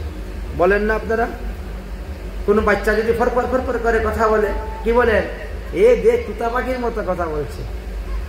তো তার থেকে গুণটা নিয়েছ, তুতা পাখির কাছ থেকে তো গুণটা নিয়েছ। তুমি বড় হলে কেমন করে? তুমি বড় হলে কেমন করে? মানুষ তো চুপ হয়ে গেছে, সত্যি তো পারলাম না। তো বলছে মানুষ কি সুন্দর গান গাইতে পারে, তোমরা কিন্তু সুন্দর গান গাইতে পারে না, এই জন্য মানুষ শ্রেষ্ঠ। চলে আসছে ময়না। কি মানুষ সুন্দর গান গায়? যদি কেউ সুন্দর গান গায়, বলে দেখ কুকিল কণ্ঠে গান করতেছে রে, কুকিল চলে আসছে, ময়না চলে আসছে। হ্যাঁ, তাহলে কার কাছে শিখেছ? কার সুর নকল করেছ? আমার সুর নকল করেছ। আচ্ছা, পারলো না উত্তর। তাহলে মানুষ শ্রেষ্ঠ হলো কেন? বলছে মানুষ শক্তিশালী, তাই মানুষ শ্রেষ্ঠ। চলে আসছে বাঘ, শক্তিশালী, দেখি আমার সঙ্গে যুদ্ধ করতে, দেখি তোর কত শক্তি আছে, কত শক্তি আছে, দেখি যুদ্ধ কর। তোদের মধ্যে যদি কেউ সাহস দেখায়, শক্তি দেখায়, বীরত্ব দেখায়, তোমরা কি বলিস? বাহ বাহ, এ একটা বাঘের বাচ্চা। কার স্বভাবটা নিলে? কার গুণটা নিয়েছ? আরে মানুষ, তাদের নিজস্ব কোনো গুণ নাই, নিজস্ব কোনো কিছু নেই। কেউ বীরত্ব দেখাইলে তো বাঘের বাচ্চা বলে, আমরা সাব্বাস সাব্বাস দিই, বাহ বাহ দিই। দাদা আমারই তো নিলে বলেছেন। তাহলে বলো মানুষ তুমি শ্রেষ্ঠ কেমন করে? মানুষ কাপড় চুপড় পরে, তোরা ন্যাংটা ঘুরে বেড়াস, আর কিছু পাচ্ছে না তো। বলছে তাই নাকি? তোমাদের যে কাপড়, এত দিকে 6 মাস রুদ্রে থাকলে শেষ, রং জ্বলে যায়, ডিসকালার হয়ে যায়। দেখতো হরিণের গায়ের দিকে, দেখতো জিরাফের গায়ের দিকে, যে প্রত্যেক পশু দেখাচ্ছে, এদের রং কিন্তু নষ্ট হয় না। হ্যাঁ, এরা জন্মের পরে যে পোশাক পরেছে, যে রং, সারা জীবন ওই রঙই থেকে থাকে, যতই বৃষ্টিতে ভিজুক আর যত রৌদ্রে শুকাক না কেন, তাদের শরীরের পোশাকের রং আর নষ্ট হয় না, আর তোমাদের সব নষ্ট হয়ে যায়। তাহলে এই রঙের কি দাম? তুমি কাপড়ের রং দেখাচ্ছ, পোশাকের শরীর। সত্যি তো, কি করবো, কেমন করে জিতবো? যেটা বলে সেটাই কেউ না কেউ এসে বাধা দিয়ে দেয়। শেষ পর্যন্ত কোনো কিছু না পেয়ে বলে মানুষ হলো সব থেকে মূর্খ, তাই শ্রেষ্ঠ। আচ্ছা, একটা করে তো জয় নিতে হবে, মানুষ সব থেকে মূর্খ তো তাই শ্রেষ্ঠ। এই আবার কেমন কথা? চলে আসছে গাধা। হ্যাঁ, আরে তোমাদের মধ্যে যদি কেউ মূর্খামি করে, কেউ উল্টা পাল্টা করে, বলে এ একটা আস্তা গাধা। গাধা বলে দেও না গালি? কার দোষ নিয়েছো? আমারই তো, আমি তো সেই গাধা। তাহলে তুমি শ্রেষ্ঠ হলে কেমন করে? তুমি তো গুণটা তো আমারটা নিয়েছো। তোমাদের নিজস্ব কোনো গুণ কি? যদি তোমাদের রোগ সুখ ব্যাধি হয়, ডাক্তার বলে কি মর্কটাসন করিও, ভুজঙ্গ আসন করিও, তো কোথার থেকে আসতেছে? মকরাসন কুমিরের মতো আসন, ভুজঙ্গ আসন সাপের মতো আসন, উষ্টাসন উটের মতন আসন, তো সবই তো পশু পাখিরই আসন। মনুষ্য আসন নামে কোনো আসন আছে নাকি? যত ব্যায়াম করো, যত কিছু করো, যা কিছু করো, সব পশু পাখির নাম অনুসারে। তোমরা মানুষ শ্রেষ্ঠ হলে কেমন করে রে? তোমরা তো আমাদের সমস্ত গুণগুলাকে নকল করে নিয়েছো, চুরি করে নিয়েছো। ব্রহ্মাজি মানুষকে শ্রেষ্ঠ করা যাবে না, পারলো না তো উত্তর দিতে। ব্রহ্মা বলছেন, এই তোমাকে আমি মানুষ, তোমাকে জগতের মধ্যে শ্রেষ্ঠ বানাইলাম, তুমি একটু পশু পাখিদের সঙ্গে কথা বলে একটু জয়লাভ করতে পারলে না? এখন তো আমার নাক কাটা যাচ্ছে। তোমাকে যে মানুষের জীবে শ্রেষ্ঠ করলাম, কি করো? একটা উপায় করো। অনেক করে চিন্তা করতে পারে, বলে হ্যাঁ মানুষ হরিভজন করতে পারে। এইবার পাশে চুপ, পশু পাখি চুপ হয়ে গেছে। হ্যাঁ এটা ঠিক, মানুষ হরিভজন করতে পারে, কিন্তু আমরা হরিভজন করতে পারি না। মানুষের মধ্যে ধর্ম জ্ঞানটা আছে, আমাদের মধ্যে ধর্ম জ্ঞানটা নাই, পারি না। বলে এই কারণে হলো মানুষ শ্রেষ্ঠ। মানুষ শ্রেষ্ঠ কিসের জন্য? বলে এর জন্য। তাই ধর্মহীনা মনুষ্য পশুবি সমানা। যে মানুষের ভিতরে ধর্ম নাই, মনুষ্যত্ব নাই, তিনি পশুর সমান। পশু আর ওর মধ্যে কোনো পার্থক্য নেই। তাই বলছেন, এত সুন্দর দেবের দুর্লভ মনুষ্য জন্ম পাইছ, আর মনুষ্য জন্ম পাই হরিভজন না করো, তাহলে আবার ওই 84 লক্ষ যোনিতে যেতে হবে। মনুষ্য জন্ম পাইয়া রাধা কৃষ্ণ না বতিয়া, মনুষ্য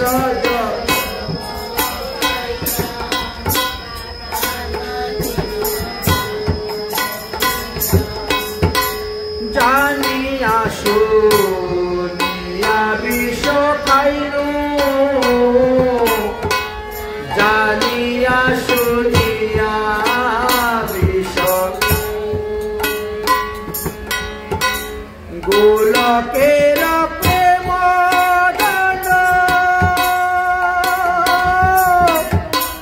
হরি নাম সংকীর্তন, গোলকের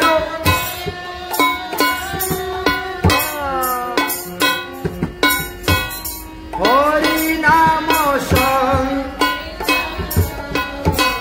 রটি না জন্মিল কেন তাই, রটি না জন্মিল কেন তাই।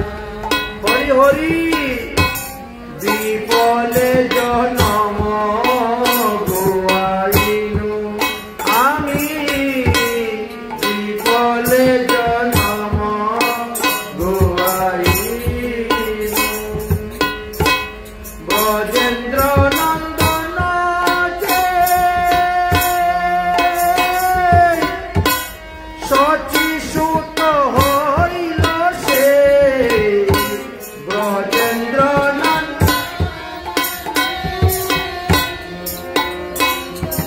হইল সে, বলরাম হইল নিতাই, বলরাম হইল আরে দিনহীন যত ছিল, হরি নামে উদ্ধারিল, দিনহীন হরি নামে উদ্ধার।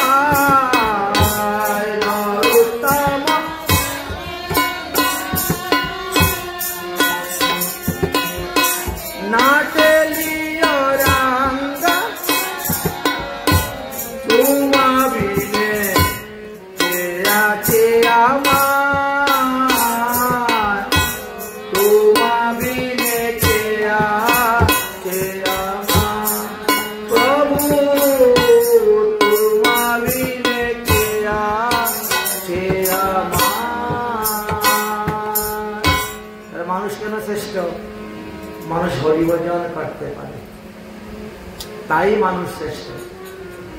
এই কোটি কোটি প্রজাতির পশু পাখি থাকলে কি হলো, তারা হরিভজন করতে পারে না। কোটি কোটি পশুর মধ্যে একজন মাত্র ভগবান পেয়েছেন, হনুমান। কোটি কোটি পক্ষীর মধ্যে একজনে মাত্র ভগবান পেয়েছে, গরুর। অথচ কোটি কোটি মানুষের মধ্যে বহুজনই ভগবান পেয়েছেন।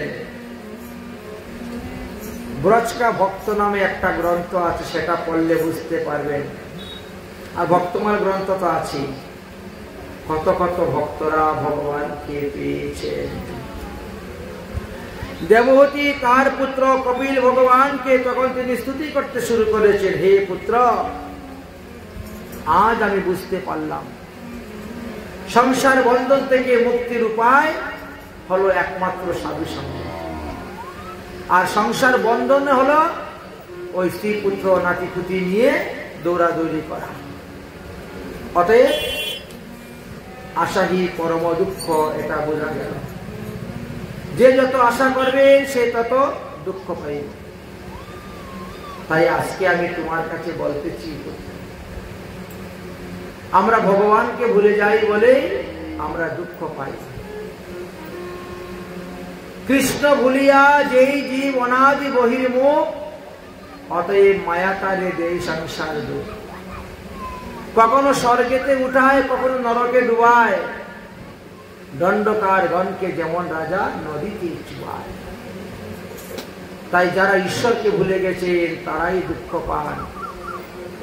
ঈশ্বরকে আবার স্মরণ করিয়ে দেওয়ার জন্য হলেন গুরুদেব। যিনি কৃষ্ণ তত্ত্ববেত্তা তিনি গুরু হন। অতএব এই সংসারে এসে মায়ার বন্ধনে পড়ে ঈশ্বরকে ভুলে গেলে হবে না। ঈশ্বরকে মনে করতে হবে, ভজন করতে হবে, তার স্মরণ করতে হবে, তবেই আমাদের কল্যাণ হবে। এক মহাত্মা বৃদ্ধ বয়সে তিনার দুঃখের কথা ভগবানকে জানাতে এসেছিলেন। এখন তো বৃদ্ধকাল, এখন তো আর কিছু করতে পারি না, তাই ভগবানের কাছে তিনি নিবেদন করতেছেন, আত্মসমর্পণ করতেছেন।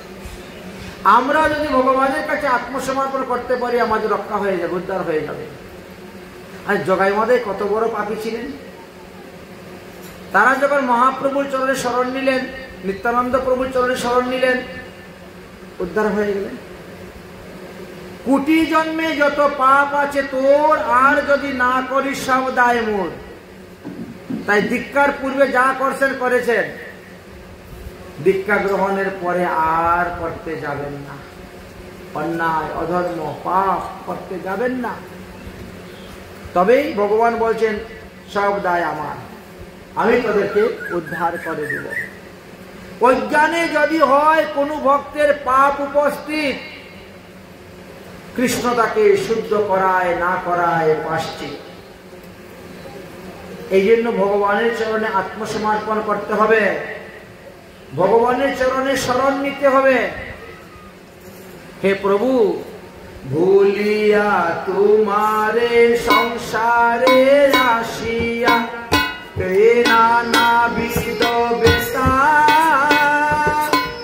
ভুলিয়া তোমারে সংসারে আসিয়া নানাবিধ বেতা, তোমার নিকটে আসিয়াছি আমি বলিব দুঃখের কথা, আমি বলিব দুঃখের কথা। কালকে বললাম না, সুখ দুঃখের কথা সব ভগবানের কাছেই বলবেন, অন্যের কাছে বলতে যাবেন না। আচ্ছা, কি তোমার দুঃখের কথা বলো শুনছি। জীবাত্মা তখন পরমাত্মাকে বলছেন, জননীর যতরে ছিলাম যখন, জননীর যতরে ছিলাম যখন, বিষম বন্ধন পাশে প্রভু বিষম বন্ধন, এগেবার আসি দেখা দিয়া মুরে, একবার আসি বঞ্চিত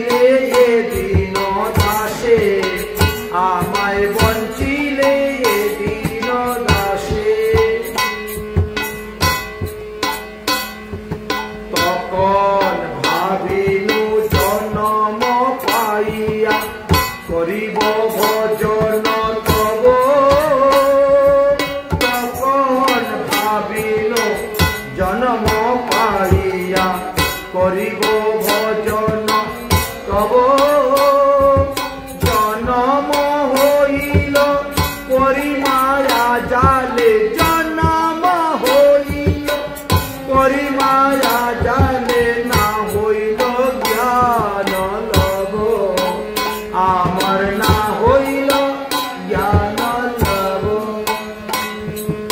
আদরের ছেলে স্বজনের কুলে হাসিয়া কাটাইলাম কাল আদরের ছেলে স্বজনের কুলে হাসিয়া কাটাইল কাল জনক জননীর স্নেহেতে ভুলিয়া জনক জননীর স্নেহেতে ভুলিয়া সংসার লাগিল ভাল আমার সংসার লাগিল ভাল ক্রমে দিন দিন বালক হইয়া খেলিনু বালক শনে ক্রমে দিন দিন বালক হইয়া খেলিনু বালক শনে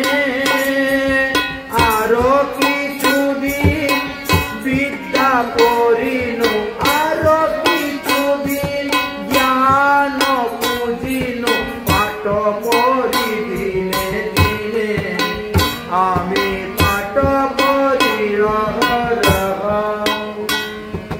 বিদ্যার গৌরবে ভূমি দেশে দেশে ধন উপার্জন করি বিদ্যার গৌরবে ভূমি দেশে দেশে ধন উপার্জন করি স্বজন পালন করিয়ে কমনে স্বজন পালন করিয়ে কমনে তোমারে ভুলিয়া হরি আমি তোমারে ভুলিয়া হরি বার্ধক্য এ কোন ভক্তি বিনোদ আদিয়া কাতর অতি কাদিয়া কাতর অতি আরে না বুঝিয়া তোমায় দিন বৃথা গেল না বুঝিয়া